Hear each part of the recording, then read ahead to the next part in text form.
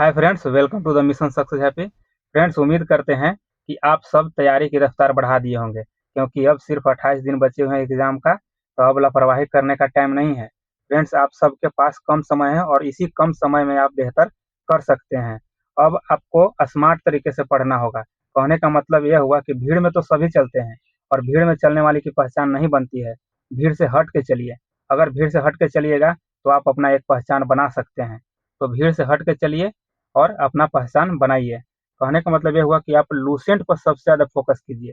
Lucent से आपको 40 से 45 क्वेश्चन लूसेंट से ही आते हैं। उससे अधिक भी आ सकता है, उससे अधिक आता भी है। तो इसलिए आप लूसेंट पे सबसे ज़्यादा फोकस कीजिए और प्रतिदिन एक प्रैक्टिस सेट प्रीवियस ईयर का हो या मॉडल प्रैक्टिस सेट हो, आप एक प्रैक्टिस सेट प्रतिदिन लगाइए। और देखिए, कुछ सुनने में हमको आया है कि अभी से भी मतलब फिजिकल के लिए जाते हैं सब लोग। तो फिजिकल के लिए अभी मत जाइए। उन भाइयों से हम कह रहे हैं कि फिजिकल के लिए अभी नहीं जाइए। आपका जब एग्जाम हो जाएगा, आप उसी दिन, जब एग्जाम खत्म होता है उसी दिन से आप फिजिकल के लिए जाइए। देखिए, पहले सबसे ज़्यादा इम्पोर्टेंट है कि आप एग्जाम को क्वालिफाई कीजिए। आप एग्जाम जब क्वालिफाई कर लीजिएगा तो उसके बाद आप करते रहिए फिजिकल। आपका फिजिकल भी कंप्लीट हो जाएगा, क्योंकि एग्जाम जब होता है तो रिजल्ट का 1 से 1.5 महीना जरूर टाइम लग जाता है। तो 1 से 1.5 महीना फिजिकल करने में बहुत आपको टाइम मिलेगा। उतना दिन में आपको फिजिकल की कंप्लीट तैयारी हो जाएगी। तो इसलिए पहले आप पढ़ाई पे ध्यान दीजिए। पहले पास होइए आप एग्जाम में, उसके बाद ही फिजिकल पे ध्यान दीजिए। तो आप लोग अच्छे से तैयारी कीजिए, बेहतर तैयारी कीजिए। देखिए, जी जान को मतलब जी जान लगा दीजिए आप लोग एग्जाम के लिए। जी जान लगाइएगा। देखिए, अपने माता पिता को सपना को साकार कीजिएगा और आप लोग इसी तरह से पढ़ाई कीजिएगा, तभी जाकर कुछ होगा। देखिए, कहने का तो हमको बहुत कुछ कहना है आप सबों से, लेकिन टाइम कम होने के चलते आप लोग से हम कम कह रहे हैं, कम आप लोग से बातें कर रहे हैं। तो इसलिए आप लोग पहले फोकस कीजिए पढ़ाई पे। जब पढ़ाई आप देखिए, किरण प्रकाशन का प्रैक्टिस सेट 7 है और इसमें देखिए पहला क्वेश्चन है कि किस क्रमांक में सही वाक्य है। तो सही वाक्य आपको यहाँ देखिए ऑप्शन 2 हो जाएगा कि वह शायद कल गाड़ी से आए, यह आपको सही है। 2 नंबर देख लेते हैं। यहाँ पे है कि किस क्रमांक में शब्द का सही संधि विच्छेद है। तो यहाँ देखिए ऑप्शन 2 है, यह सही है कि अवनिच्छा। अवनिच्छा का हो गया कि अणु जोड़ इच्छा हो गया, अणु जोड़ इच्छा हो गया। इसमें देखिए उ और ई मिलकर वी बन जाता है और इसमें जो है यह यन संधि है, यह जो है यन संधि है। चलिए नेक्स्ट देख लेते हैं। देखिए 3 को देख लेते हैं कि निम्नलिखित में से कौन सा शब्द विशेषण नहीं है। तो इसमें विशेषण कौन नहीं है। यहाँ देखिए ऑप्शन ए विशेषण नहीं है, यानी पुष्प विशेषण नहीं है। देखिए, तीखा, बेईमान और चिकना, ये सब में विशेषण है। इसमें गुण विशेषण यानी कौन हो गया, तो गुणवाचक विशेषण हो जाएगा इसमें। आगे देख लेते हैं। यहाँ पे देखिए 4 नंबर है कि प्यासा। प्यासा का तत्सम रूप है। तो प्यासा का तत्सम रूप क्या हो जाएगा। देखिए, यहाँ ऑप्शन 2 हो जाएगा, पिपासा हो जाएगा। ऑप्शन 2 हो जाएगा पिपासा। देखिए, तत्सम किसे कहते हैं, जिन शब्द को संस्कृत से बिना बदले लिया जाता है, बिना बदले ले लिया जाता है, उसे तत्सम कहते हैं। और यहाँ पे देख लेते हैं, आगे देख लेते हैं कि शुद्ध वर्तनी वाला शब्द है। तो शुद्ध वर्तनी वाला इसमें कौन सा शब्द है। तो देखिए कि यहाँ 5 का आंसर हो जाएगा आपको, ऑप्शन 4 हो जाएगा। देखिए कि यहाँ अनुसरण हो जाएगा, यह आपको शुद्ध है। चलिए नेक्स्ट देख लेते हैं। यहाँ पे देखिए कि मानव का सही विलोम शब्द चुनिए। तो मानव का क्या हो जाएगा, मानव का देखिए ऑप्शन यहाँ ये हो जाएगा, यानी दानव। मानव को उल्टा हो जाएगा दानव। और देखिए यहाँ राक्षस दैत्य जो है ना, यह आपको दानव का पर्यायवाची शब्द है। जो राक्षस हो गया और दैत्य हो गया, यह दानव का पर्यायवाची शब्द है। आगे देख लेते हैं। यहाँ पे देखिए कि निम्नलिखित अंग्रेजी वाक्य का हिंदी में अनुवाद करें। तो हिंदी में अनुवाद करना है कि come on don't take my word for it. यहाँ क्या हो जाएगा, इसका मतलब हो गया कि आपका 7 का आंसर हो जाएगा, आपको 3 हो जाएगा। यहाँ देखिए कि चलो मेरी बात का बुरा मत मानो, इसका मतलब हो गया चलो मेरी बात का बुरा मत मानो। चलिए आगे देख लेते हैं। यहाँ पे देखिए 8 को देख लीजिए कि जो सब कुछ जानता है वह है। तो जो सब कुछ जानता है वह क्या है, वह विशेषज्ञ हो सकता है। क्या होगा, विशेषज्ञ। जैसे देखे होंगे कहीं डॉक्टर के पास गए होंगे तो वहाँ लिखा रहता है कि हड्डी रोग विशेषज्ञ, यानी हड्डी के बारे में सब कुछ जानता है वो, इसीलिए हड्डी रोग विशेषज्ञ लिखा रहता है डॉक्टर के पास। तो उसी तरह यहाँ हो गया कि जो सब कुछ जानता है विशेषज्ञ कहलाता है। चलिए नेक्स्ट देख लेते हैं। यहाँ 9 का है कि लगभग जय हिंद शुक्ल जी की रचना है। लगभग जय हिंद शुक्ल जी की रचना है, इसका है काव्य संग्रह है। यह आपको ऑप्शन ए सही हो जाएगा, यह काव्य संग्रह है। यहाँ देखिए दर्शकों के पंडित बिरजू महाराज किस कला से संबंधित है, तो यह नृत्य कला से संबंधित है, ऑप्शन 2 सही हो जाएगा। और यह जो है लखनऊ लखनऊ के बालिका बिंदादिनी घराने से अग्रणी नर्तक हैं। यह लखनऊ से संबंधित हैं और इनको जो है पंडित बिरजूमोहन मिश्रा नाम है ओरिजिनल नाम, और यह प्रसिद्ध भारतीय कथक नृत्य करते हैं। चलिए आगे देख लेते हैं। को देखिए उत्तर भारत से नागरी लिपि के लेख कब से मिलने लगते हैं, तो कब से मिलने लगते हैं, तो यह 8वीं सदी से मिलने लगते हैं। Choose the most suitable preposition, यहाँ दिया है कि द इंडियंस फाउट्स, और यहाँ हो जाएगा क्या, विथ हो जाएगा, with the English for freedom, यहाँ फोर भरा जाएगा, यानी कि ऑप्शन यहाँ पे सी हो जाएगा आंसर इसका। चलिए आगे देख लेते हैं। यहाँ पे 13 को देख लीजिए कि find out the incorrect part of the following sentence. इसमें इनकरेक्ट कौन है, तो यहाँ देख लीजिए ऑप्शन ए जो है इनकरेक्ट है। यहाँ पे ऑप्शन ए इनकरेक्ट है। यहाँ when your is the matter, यह आपको इनकरेक्ट है। आगे देख लेते हैं 14 को, यहाँ देखिए। हाँ, नीचे दिए गए प्रश्न में हिंदी वाक्य का सही अंग्रेजी रूपांतरण चुनना है। यहाँ पे है कि मैं उसकी व्यक्तिगत बातों में क्यों दखल दूं, यहाँ मैं उसकी व्यक्तिगत बातों में क्यों दखल दूं, तो इसका आंसर हो जाएगा आपको ऑप्शन 2 हो जाएगा। Why should I pre into his private affairs, यहाँ आपको ऑप्शन 2 सही हो जाएगा। आगे देख लेते हैं। यहाँ देखिए 15 का है कि फाइंड द एंटोनिम्स, होप का एंटोनिम्स बताना है। यहाँ पे एंटोनिम क्या हो जाएगा, होप का, तो होप का एंटोनिम हो जाएगा आपको 15 का यहाँ पे ऑप्शन 3 हो जाएगा।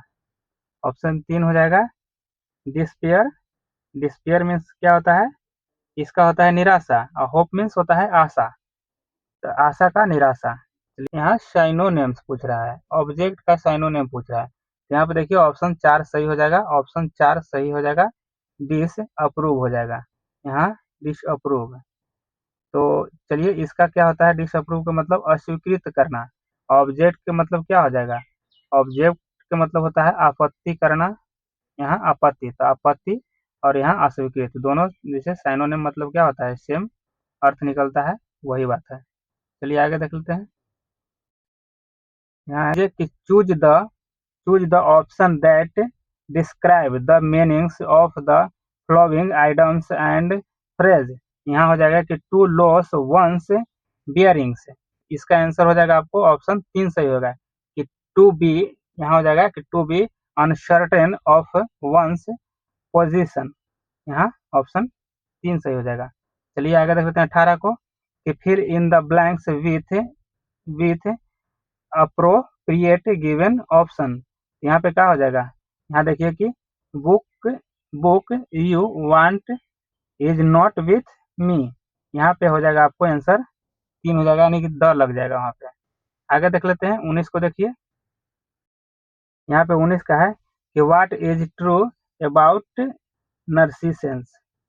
नर्सिसेंस यहाँ पे हो जाएगा, तो इसका आंसर क्या हो जाएगा, इसका आंसर हो जाएगा आपको 3 हो जाएगा। यहाँ की बोथ ए एंड बी दोनों, यानी ए और बी दोनों सही है इसका। आगे देख लेते हैं कि 20 को कि does Indians films have a distinctive style according to Satyajit Ray. यहाँ पे 20 का आंसर हो जाएगा आपको यहाँ 3 हो जाएगा, ऑप्शन 3 हो जाएगा कि there is no distinctive style, यहाँ पे ए हो जाएगा। चलिए आगे देख लेते हैं। देखिए 20 को देखिए कि मृदा के कटाव को रोकने के लिए बड़े पैमाने पर वृक्ष लगाने को क्या कहा जाता है, तो यहाँ देखिए वनीकरण कहा जाता है। वनीकरण कहा जाता है। इसका फायदा क्या होता है कि पर्यावरण को, जैसे कि पर्यावरण को सुरक्षा इससे मिलता है, इससे मृदा संरक्षण होता है, इससे बाढ़ का नियंत्रण होता है, यह इसका उदाहरण हो सकता है। चलिए आगे देख लेते हैं। यहाँ पे देखिए 22 नंबर है 22 देखते हैं निम्नलिखित में से कौन सा क्षेत्र अशोक के साम्राज्य का भाग नहीं था। यह जो मद्रास जो है ना अशोक के क्षेत्र नहीं था। यहाँ मद्रास भाई कश्मीर तक शिला और कनौज तक उसकी अशोक का यह विस्तार था यहाँ पर। और देखिए उत्तर और पश्चिम में कश्मीर तक और पेशावर तक था, दक्षिण में मैसूर तक था और पूर्व में उड़ीसा तक फैली हुई इसकी साम्राज्य थी अशोक की। आगे देख लेते हैं, इसको देख लेते हैं कि निम्नलिखित में से किस लड़ाई में नेपोलियन फ्रांस की अंतिम हार हुई थी। तो यह युद्ध हुआ था ना, यह ट्रफलगर की लड़ाई थी, यह ट्रफलगर की युद्ध थी। ट्रफलवर की युद्ध में यह एक समुद्री लड़ाई थी, यानी समुद्री युद्ध कह सकते हैं इसको। और ब्रिटेन की इसमें जीत हुई थी और यह 21 अक्टूबर 1805 को लड़ा गया था। 1805 को लड़ा गया था यह युद्ध। चलिए आगे देख लेते हैं। देखिए यहाँ पे है कि जनसंख्या के अध्ययन को क्या कहा जाता है। तो जनसंख्या के अध्ययन को जनसांख्यिकी कहा जाता है। आगे देख लेते हैं। यहाँ पे देखिए 25 को कि जुरैसिक काल का माना गया पूरी तरह तैयार वृक्ष फॉसिल कहाँ पाया गया है। तो यह आपको छत्तीसगढ़ में पाया गया है। कहाँ पाया गया है? छत्तीसगढ़ में पाया गया है। चलिए आगे देख लेते हैं। यहाँ देखिए कि बांग्लादेश के राष्ट्रीय प्रतीक को कब अपनाया गया है। तो आपको 1971 में अपनाया गया है। चलिए आगे देख लीजिए यहाँ पे कि उपराष्ट्रपति यहाँ कहा जा रहा है कि उपराष्ट्रपति, यहाँ देखिए कि संसद संसद नहीं होता है, यानी संसद का सदस्य नहीं होता है। तो क्यों नहीं होता है इसके बारे में थोड़ा सा देख लेते हैं कि संविधान के अनुच्छेद जो है 66 के अनुसार उपराष्ट्रपति संसद के किसी सदन या किसी राज्य में विधानमंडल के किसी सदन का सदस्य नहीं होगा। अनुच्छेद 66 में कहा गया है। यहाँ पे आगे देख लेते हैं कि गवर्नमेंट ऑफ इंडिया एक्ट 1935 किस पर आधारित था। यह आपको साइमन कमीशन पर आधारित था। यहाँ आगे देख लीजिए निम्नलिखित भू आकृतियों में से किसके द्वारा बिहार राज्य का उत्तर पश्चिम भाग घिरा हुआ है। तो यह आपको सोमेश्वर पहाड़ी से घिरा हुआ है। आगे देख लेते हैं। यहाँ पे देखिए कि वर्ष 1914 में भारतीय राष्ट्रीय दल की बर्लिन में स्थापना किसने की थी। तो किसने किया था बर्लिन में। तो यहाँ देखिए आपको ऑप्शन 4 सही हो जाएगा। यही चंपाकरमन पिल्लै थे। यहाँ देखिए ऑप्शन 4 सही हो जाएगा। आगे देख लेते हैं। यहाँ देखिए 33 नंबर है कि भारत की महिला शासक कौन थी। तो ये आप लोग सभी जानते होंगे कि रजिया सुल्तान थी। और रजिया सुल्तान इल्तुतमिश की बेटी थी। रजिया सुल्तान जो थी इल्तुतमिश की बेटी थी और यह 1236 से 40 तक यह शासन की थी। चलिए आगे देख लेते हैं। यहाँ पे देखिए कि भारत में विशेष आर्थिक क्षेत्र क्या क्या बढ़ाने के लिए स्थापित किया गया था, यानी क्या बढ़ाने के लिए स्थापित किए गए थे। यह आप देख लीजिए कि विदेशी जो है ना, यह विदेशी निवेश इसी को बढ़ाने के लिए स्थापित किया गया था। देखिए इसमें क्या हुआ था कि मुक्त व्यापार एवं विदेशी देने के उद्देश्य से यह किया गया था। यह विशेष आर्थिक क्षेत्र को बढ़ावा देने के लिए यह स्थापित किया गया था। तो इसमें विदेशी निवेश हो जाएगा आंसर आपका सही। चलिए आगे देख लेते हैं। जब सूर्य, देखिए यहाँ जब सूर्य जो है यहाँ भूमध्य रेखा हो जाएगा, भूमध्य रेखा के ऊपर होता है तब संपूर्ण पृथ्वी पर दिन और रात समान होता है। और देख लीजिए कि दिन और रात समान कब किस तारीख को होता है। तो देखिए एक होता है 21 मार्च को होता है और एक होता है 23 सितंबर को होता है। याद रखिएगा 21 मार्च और 23 सितंबर को ऐसी स्थिति आती है कि जब पूरे विश्व में दिन और रात एक समान होते हैं। चलिए आगे देख लेते हैं। यहाँ पे देखिए भारत छोड़ो के दौरान समानांतर सरकार का गठन कहाँ किया गया था। तो समानांतर सरकार का गठन आपको देखिए बलिया में किया गया था। कहाँ? बलिया में किया गया था। समानांतर सरकार की स्थापना उत्तर प्रदेश के बलिया में, जिसका नेतृत्व चीतू पांडे कर रहे थे। जिसका नेतृत्व जो था चीतू, कौन? चीतू पांडे कर रहे थे, याद रखिएगा पांडे। चलिए आगे देख लेते हैं। देखिए यहाँ लिखा हुआ है सगासो, सगासो नहीं होगा, यहाँ हो जाएगा सारगैसो, सरगैसो हो जाएगा। सरगैसो समुद्र किस महासागर में स्थित है। यह अटलांटिक महासागर में है। सरगैसो सागर जो है यह एक घास यानी प्रवाल घास का जो कह सकते हैं कि समुद्र में है, जिसके चलते जो जहाज जो जाती है उसको बाधा उत्पन्न होता है वहां पे जाने में। और यह अटलांटिक महासागर में स्थित है और एक तरह से वह समुद्र की तरह दिखता है।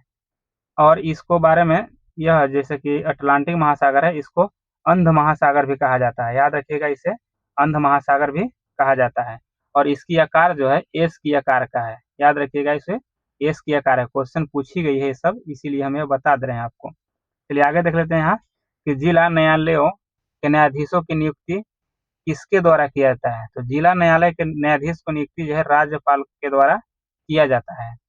आगे देख लेते हैं, देखिए यहाँ पे कि पूना समझौता 1932 किसके बीच हुआ था। तो पूना समझौता जो हुआ था यह अंबेडकर और गांधी जी के बीच हुआ था। पूना समझौता जो हुआ था अंबेडकर और गांधी जी के बीच हुआ था। देखिए, स्वतंत्रता पूर्व अंबेडकर जी की सलाह पर अंग्रेज प्रधानमंत्री रैमजे मैकडोनाल्ड थे, जो अगस्त 1932 में क्यूमनल अवार्ड के अंतर्गत दलितों को दोहरे वोट की अधिकार दिया था, जिसके चलते गांधी जी विरोध किए थे। तो उसी समय गांधी जी और अम्बेडकर के बीच यह पूना समझौता हुआ था। चलिए, प्रथम विश्व युद्ध में जापान किसकी ओर से लड़ रहा था। तो देखिए, जर्मनी के खिलाफ लड़ रहा था और यूनाइटेड किंगडम के साथ लड़ रहा था, यानी इसके साथ लड़ रहा था और इसके खिलाफ लड़ रहा था। चलिए आगे देख लेते हैं। यहाँ पे देखिए देखिए श्रीलंका में डच और पुर्तगाली उपनिवेशियों के वंशजों को क्या कहा जाता था। तो इसका वंशज को क्या कहा जाता था, तो यहाँ पे देख लीजिए बरघेर कहा जाता था। ऑप्शन 3 जो है आपको सही हो जाएगा, बरघेर कहा जाता था। और आगे देख लेते हैं, यहाँ पे देखिए कि राजनीति और नीतियों से व्युत्पन्न शब्द इंद्रधनुषी गठबंधन शब्द किसने दिया था। ये आपको बराक ओबामा दिए थे, जो कि अमेरिका के राष्ट्रपति थे। अभी वर्तमान में अमेरिका का राष्ट्रपति जो बाइडन है। चलिए यहाँ पे देख लेते हैं, वातावरण की वह परत जो रेडियो तरंग को परावर्तित करती है कौन सी है। तो यह कौन सी होगा, यह आयन मंडल हो जाएगा। कौन सी हो जाएगा, 41 के आपको 1 हो जाएगा, ऑप्शन सही हो जाएगा। देखिए, पृथ्वी से लगभग 80 किलोमीटर, मतलब कि 80 किलोमीटर के बाद यानी संपूर्ण वायुमंडल आयन मंडल कहलाता है। और पृथ्वी से प्रेषित रेडियो तरंग इसी मंडल से परावर्तित होकर पुनः पृथ्वी पर लौटती है, और जिसका इस्तेमाल जो है कि दूरसंचार में किया जाता है। तो इसको आप लोग अच्छे से देखिए। फिर यहाँ पे देखते हैं कि मौलिक अधिकारों पर यथोचित प्रतिबंध कौन लगा सकता है। तो इस पे आपको देखिए संसद जो है इस पर प्रतिबंध लगाता है। 43 को देख लेते हैं कि कुरु महाजनपद की राजधानी कौन सी थी। तो कुरु का कहाँ था, तो यहाँ देखिए इंद्रप्रस्थ था, कुरु के इंद्रप्रस्थ। आगे यहाँ पे देख लीजिए कि सिंधु घाटी में खुदाई किए गए निम्न अवशेषों में से कौन सा अवशेष वाणिज्यिक और आर्थिक विकास को निर्दिष्ट करता है। तो यह कौन हो जाएगा, यहाँ पर 44 का आंसर हो जाएगा, आपको 2 हो जाएगा, यानी मुहर। चलिए आगे देख लेते हैं। यहाँ पे देखिए कि निम्नलिखित में से कौन सा वैदिक परंपरा के साहित्य का उदाहरण नहीं है। तो यह कौन हो जाएगा, आपको 45 का आंसर 2 यानी कि पुराण हो जाएगा। यहाँ पे देखिए कि किस भारतीय राजा ने सिकंदर का विरोध किया था। तो किसने सिकंदर का विरोध किया था, तो देखिए पंजाब के शासक पोरस थे, इसी ने विरोध किए थे। इसी के बीच युद्ध हो गया था, सिकंदर और ये पोरस के बीच में हाइडेस्पिज का युद्ध कहा जाता है, जिसको झेलम और बीतस्ता का युद्ध भी कहा जाता है।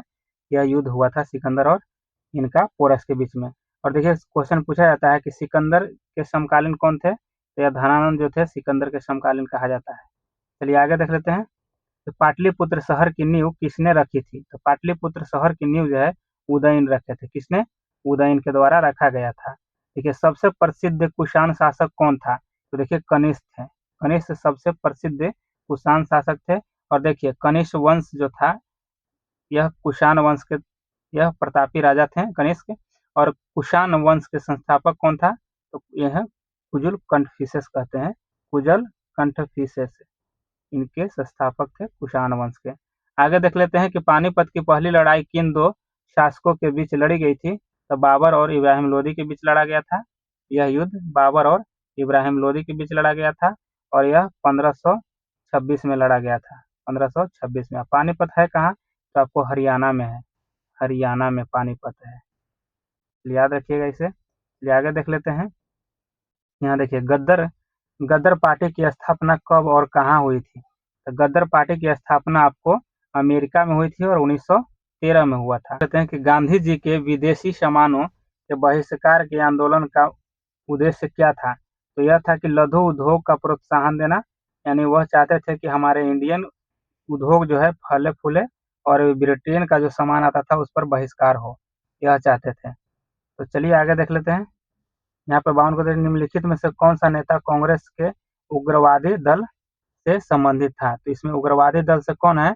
यहाँ देखिए अरविंद घोष। इसमें उग्रवादी दल कहिए या इनको गरम दल कहिए। और इसमें देखिए लाल बाल पाल, लाल बाल और पाल, याद रखिएगा इसको। देखिए लाला लाजपत राय, बाल गंगाधर तिलक और पाल से हो गए बीपी चंद्र पॉल। ये तो तीनों थे, यह गरम दल से संबंधित हैं। और एक यह अरविंद घोष, याद रखिएगा, क्वेश्चन सब पूछा जाता है। तो यह चारों जो हो गए गरम दल से संबंधित हैं।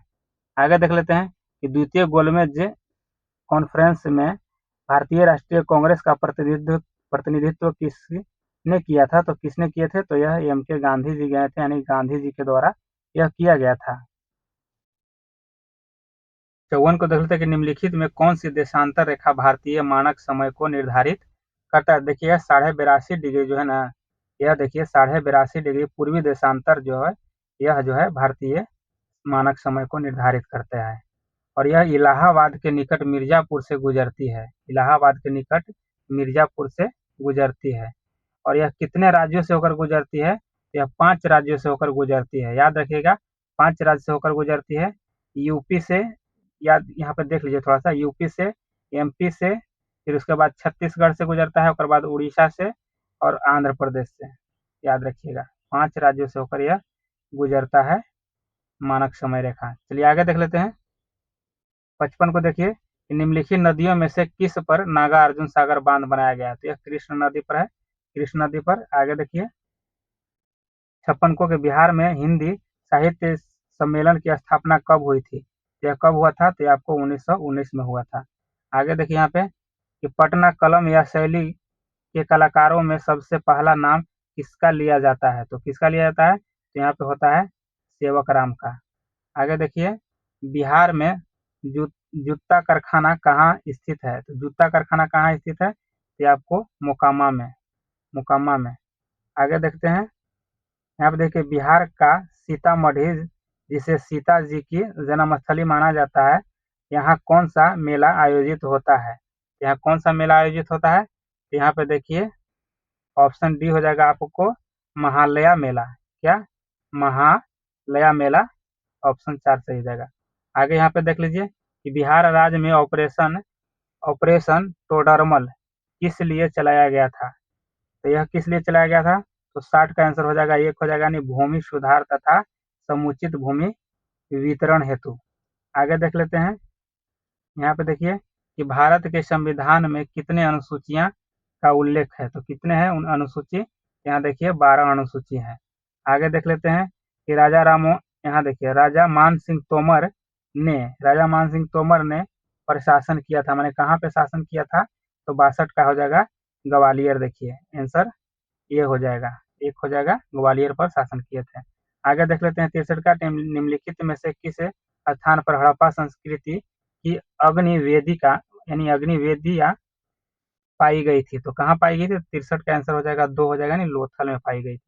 आगे देख लेते हैं कि नॉमिनल जीडीपी एक अर्थव्यवस्था में आर्थिक उत्पादन का आकलन है जिसमें इसकी गणना में शामिल होता है। तो इसकी गणना में शामिल होता है, इसके कौन होता है गणना में शामिल? यह हो जाएगा आपको 64 का 3 हो जाएगा, यानी वर्तमान मूल्य जो होता है यह शामिल किया जाता है। आगे देख ले, देखिए यहाँ पे है कि नहर निर्माण के कमान क्षेत्र में पानी के समान वितरण की एक प्रणाली है। यह है आपको 65 का 3 हो जाएगा, वार्डबंदी। देखिए वार्डबंदी हो जाएगा इसका। चलिए आगे देख लेते हैं यहाँ पे 66 का कि मालवीय किस वर्ष में एक सल्तनत व्यवस्था से एक राष्ट्रपति व्यवस्था वाली सरकार में बदल गया था? तो ये आपको 66 का आंसर हो जाएगा, 4 हो जाएगा, यानी कि 1968 में, 1968 में। यहाँ पे देखिए विश्व प्रवासी पक्षी दिवस हर वर्ष कब मनाया जाता है? तो यह देखिए मई अक्टूबर के दूसरे शनिवार को मनाया जाता है। ले आगे देख लेते हैं। यहाँ पे देखिए कि निम्नलिखित में से कौन सा चोल राजवंश के संस्थापक था? तो विजयालय, ऑप्शन 3 सही हो जाएगा। यहाँ पे आगे देख लेते हैं कि नेहरू रिपोर्ट जो 1928 ईस्वी में निम्न में से संबंधित था। तो नेहरू रिपोर्ट किससे संबंधित है ये पूछा जा रहा है। तो यहाँ पर हो जाएगा संवैधानिक ढांचा। नेहरू रिपोर्ट निम्न में से संबंधित है तो संवैधानिक ढांचा से। चलिए आगे देख लेते हैं। यहाँ पे देखिए कि निम्नलिखित में से कौन सी पहाड़ियाँ मेघालय में स्थित नहीं है। तो मेघालय में कौन सी पहाड़ी स्थित नहीं है। तो चार देखिए, दफला पहाड़ी जो है यह मेघालय में स्थित नहीं है। बाकी जयंतिया, गारो, खासी ये सब। और यहाँ पे यह जो है ना गारो, खासी, जयंतिया यह एक जनजाति भी है और यहाँ पे एक पहाड़ी भी है। चलिए आगे देख लेते हैं। और यह जो डफला पहाड़ी जो है यह अरुणाचल प्रदेश और असम की सीमा पर स्थित है। यह डफला। चलिए आगे देख लेते हैं। एक खतर को देख लेते हैं कि एक वस्तु ए विरामावस्था से चलते हुए एक समांतर त्वरण से एक सरल रेखा पर चलती है। दूसरी वस्तु बी किसी प्रारंभिक वेग से चलती है एवं उसका त्वरण ए से अधिक है और ए एवं बी के वेग समय का ग्राफीय निरूपित है। तो यहाँ देख लीजिए इसका ग्राफ जो देखिए, यहाँ ऑप्शन यहाँ के 3 हो जाएगा। ऑप्शन यह 3 इसका सही हो जाएगा। यह बहुत बड़ा लंबा इसका दे दिया गया है ऑप्शन में। चलिए आगे देख लेते हैं। यहाँ पे 72 को देख लीजिए। यहाँ पे कि दो वस्तुओं के मध्य गुरुत्वाकर्षण बल F है। यदि प्रत्येक वस्तु की मात्रा को दोगुनी कर दिया जाए तो यह बल होगा। यह बल आपको हो जाएगा, यहाँ देखिए 16F हो जाएगा। आगे यहाँ पे देख लीजिए कि 100 वाट के विद्युत बल्ब द्वारा 5 घंटे में उपयुक्त ऊर्जा का यूनिट होगा। तो 73 का आंसर हो जाएगा यहाँ आपको 0.5 यूनिट। आगे देख लेते हैं। यहाँ पे निम्नलिखित में से कौन शुद्ध नाभिकीय संलयन अभिक्रिया दर्शाता है। इसमें शुद्ध कौन दर्शाता है, ये आपको यहाँ देखिए ऑप्शन 1 जो है यह आपको शुद्ध दर्शाता है। चलिए नेक्स्ट देखते हैं।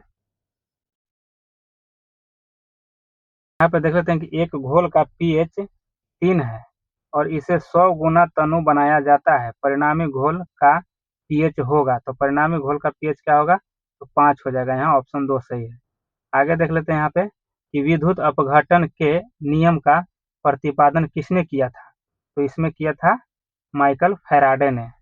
आगे देख लीजिए यहाँ पे कि 54 ग्राम जल में उपस्थित अणुओं की संख्या होगी। तो इसमें हो जाएगा आपको अणुओं की संख्या, यहाँ ऑप्शन देखिए बी है यानी 2 है। 18.066 गुने 10⁻23 यह हो जाएगा, आपको सही हो जाएगा। चलिए यहाँ पे देखिए 78 का देख लीजिए कि किसी तत्व की पिंड संख्या 24 एवं न्यूट्रॉनों की संख्या 12 है और उस तत्व में इलेक्ट्रॉनों की संख्या होगी। तो इलेक्ट्रॉनों की संख्या इसमें हो जाएगा आपको 12 हो जाएगा। चलिए आगे देख लीजिए। यहाँ पे एक विद्यार्थी ने प्रयोग के दौरान कांच के आयताकार घनाभ से गुजरने वाली किरण का पथ निर्धारित किया और उसने 3 कोण θ1, θ2 एवं θ3 का मान ज्ञात किया। निम्नलिखित में से कौन। तो देखिए इसका आंसर हो जाएगा आपको ऑप्शन 2 सही है। इसका ऑप्शन 2 सही हो जाएगा। यहाँ पे देख लीजिए ऑप्शन 2 राइट है। चलिए आगे देख लेते हैं। देखिए निम्नलिखित में से कौन साबुन अणु को दर्शाता है। इसमें साबुन अणु को दर्शाने वाला है आपको, ये देखिए ऑप्शन 1 सही है। यह आपको साबुन अणु को दर्शा रहा है। चलिए आगे देख लेते हैं। यहाँ पे कि 10 न्यूटन का एक बल सरल रेखा में गतिमान 5 किलोग्राम के एक पिंड पर लगकर उसकी गति को 8 मीटर प्रति सेकंड से 10 मीटर प्रति सेकंड कर देता है। बल द्वारा किया गया कार्य होगा। तो यहाँ बल द्वारा किया गया कार्य आपको 90 जूल हो जाएगा, 90 जूल। चलिए नेक्स्ट देखते हैं। यहाँ पे देखिए कि जब इथाइल अल्कोहल को सांद्र गंधकाम्ल के साथ 44 यानी कि 443 के पर गर्म किया जाता है तो कौन असंतृप्त हाइड्रोकार्बन उत्पन्न होगा। इसमें हो जाएगा आपको इथीन हो जाएगा। क्या, इथीन हो जाएगा। यहाँ देख लेते हैं कि लंबाई एल एवं अनुप्रस्थ काट ए के तांबे के तार एक तार के यहाँ आई भी गुणवत्ता को आरेख में दर्शाया गया है। वक्र की ढाल होगा। तो यहाँ हो जाएगा देख लीजिए ऑप्शन 4 इसका सही है। यहाँ पर कम होगी यदि तार की लंबाई बढ़ा दी जाए। आगे देख लेते हैं 84 का। यहाँ देखिए कि एक धातु ई की इलेक्ट्रॉनिक संरचना 283 है एवं पृथ्वी के पपड़ी में ऑक्साइड के रूप में अवस्थित रहता है। जस्ता से यह अधिक प्रतिक्रियाशील है। धातु ई है, तो धातु ई है वो हो जाएगा आपको 84 का 1 हो जाएगा, एल्यूमिनियम हो जाएगा। चलिए आगे देख लेते हैं। यहाँ पे देखिए कि केवल नर मेढक ही टटराते हैं, क्योंकि क्योंकि केवल नर मेढक ही टटराते हैं क्योंकि मादा मेढक में वाक कोश नहीं होता है, इसलिए नर केवल टटराते हैं, नर मेढक में वाक कोश होते हैं। चलिए आगे देखिए यहाँ पे, इसमें देख लेते हैं। इसका आंसर आपको 86 का हो जाएगा, ये हो जाएगा, ये देखिए 2.4 ओम हो जाएगा। चलिए नेक्स्ट देखते हैं। 87 को देख लेते हैं कि 2 विलयनों ए एवं बी का पीएच क्रमशः 4 एवं 7 है। दोनों विलयनों में एच प्लस यानी एच आयन का सांद्रण होगा, तो इसका क्या हो जाएगा, 87 का हो जाएगा आपको 2 हो जाएगा, यानी 1000 हो जाएगा। आगे देख लेते हैं कि हमारे शरीर को ऊर्जा किससे प्राप्त होती है। तो हमारे शरीर का ऊर्जा जो है ना, ये आपको कार्बोहाइड्रेट से प्राप्त होती है। आगे देख लेते हैं, निम्नलिखित में से कौन सा पादप कीटभक्षी नहीं है। तो कीटभक्षी इसमें कौन नहीं है, तो 4 नहीं है, यानी असकुट्टा नहीं है। बाकी यह तीनों जो है यह कीटभक्षी है। घटपर्णी देखिए यह कीटभक्षी है, इसका ज्यादा क्वेश्चन में पूछा जाता है। जब कंपन संवरित्र त्रिभुज मेज पर रखा जाता है तो एक तेज आवाज यानी तेज ध्वनि सुनाई देती है, यह किस कारण से होती है। तो यह किस कारण से होती है, तो 90 का हो जाएगा आपको 3, यानी प्रणोदित कंपन से होता है, प्रणोदित कंपन से होता है। देखिए यहाँ पे अब गणित है, आप लोगों को हम यहाँ आंसर बता दे रहे हैं और आप लोग इसे सोल्व करना होगा, तो वीडियो को पॉज करके आप लोग सोल्व कर लीजिएगा, नहीं तो इसका पीडीएफ आप लोग को टेलीग्राम पे दे दिया गया है और टेलीग्राम पे जाकर के देख लीजिएगा, इसका सोल्यूशन वाला भी पीडीएफ दिया हुआ है, तो वहाँ आप लोग जाकर के इसको देख लीजिएगा। देखिए 91 का यहाँ 4 हो जाएगा। ऐसे आप लोग इसे अगर स्कोर जांच करने के लिए लगा रहे होंगे तो इसमें देख लीजिएगा कि आंसर यहाँ बता रहे हैं। तो 91 का यहाँ 4 हो जाएगा, यानी 47 हो जाएगा। यहाँ देखिए 92 का आंसर आपको हो जाएगा, यहाँ पे 4 हो जाएगा, 4 हो जाएगा, 18 हो जाएगा। 93 का आंसर हो जाएगा, यहाँ पे देखिए 4 हो जाएगा, यानी कि 37,730 हो जाएगा। आगे देख लीजिए यहाँ पे 94 का आंसर आपको हो जाएगा, 4 हो जाएगा, 1560 हो जाएगा। और यहाँ 95 का आंसर आपको हो जाएगा, 4 हो जाएगा, 95 का भी 4 हो जाएगा। यहाँ देखिए आगे देख लेते हैं 96 का, 96 का आंसर आपको हो जाएगा, यहाँ पे 1 हो जाएगा, 2 कौशिक थीटा हो जाएगा। और आगे देख लीजिए यहाँ पे 97 का, तो 97 का आंसर आपको हो जाएगा, यहाँ ऑप्शन 2 सही है। 98 को देख लीजिए, 98 को आंसर आपका हो जाएगा, 1 हो जाएगा ऑप्शन 4500 रुपया। और यहाँ पे 99 को देख लीजिए, 99 का आंसर हो जाएगा आपको 4 हो जाएगा यहाँ। और आप यहाँ पे देख लीजिए 100 का आंसर आपको यहाँ 2 हो जाएगा, 3902 रुपया। आप लोग इसका पीडीएफ सोल्यूशन का दिया हुआ है, टेलीग्राम पे जाकर के आप लोग देख लीजिएगा। तो चलिए यह कंप्लीट हुआ, आप लोग को 8 प्रैक्टिस सेट जल्द ही अपलोड कर दिया जाएगा। चैनल